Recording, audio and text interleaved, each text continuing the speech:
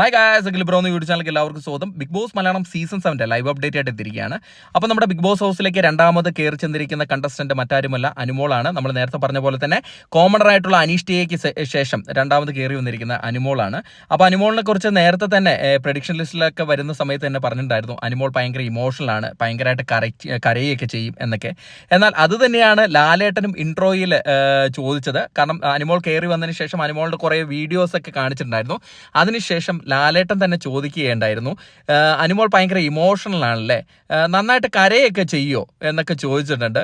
അത് എനിക്ക് തോന്നുന്നു പ്രേക്ഷകരുടെ കുറേ പറച്ചിലിന് ശേഷം ഇതിൻ്റെ ബിഗ് ബോസിൻ്റെ അണിയറ പ്രവർത്തകരെ തന്നെ ലാലേട്ടൻ കൊണ്ട് ചോദിപ്പിച്ചതാണെന്ന് തോന്നുന്നു. ഈ സീസണിലെ ഒരു കരച്ചിൽ റാണി ആകാൻ ചാൻസ് ഉള്ളതുപോലെയാണ് പ്രേക്ഷകർ പലതും പറയുന്നത്. അനുമോൾ ആയിരിക്കും ഈ തവണത്തെ കരച്ചിൽ റാണി എന്ന്. അതുകൊണ്ട് തന്നെയാണ് ലാലേട്ടൻ ചോദിച്ചത്, വളരെ ഇമോഷണലൊക്കെ ആണല്ലോ, നന്നായിട്ട് കരയാറൊക്കെ ചെയ്യാറുണ്ടോ എന്നൊക്കെ അനുമോളിൻ്റെ അടുത്ത് ചോദിച്ചിട്ടുണ്ട്. പക്ഷെ അനുമോൾ അതിനെല്ലാം ചിരിച്ച് തന്നെയാണ് മറുപടി പറഞ്ഞത്. എന്തായാലും നമുക്ക് നോക്കാം വരും എപ്പിസോഡുകളിൽ അനുമോൾ ഒരു കരച്ചിൽ റാണി ആകുമോ ഇല്ലയോ എന്നൊക്കെ.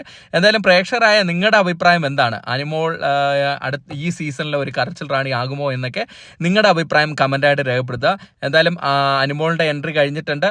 നല്ലൊരു കണ്ടസ്റ്റൻ്റായി തന്നെ തുടരാൻ സാധിക്കുമെന്ന് നമ്മൾ പ്രതീക്ഷിക്കുന്നു.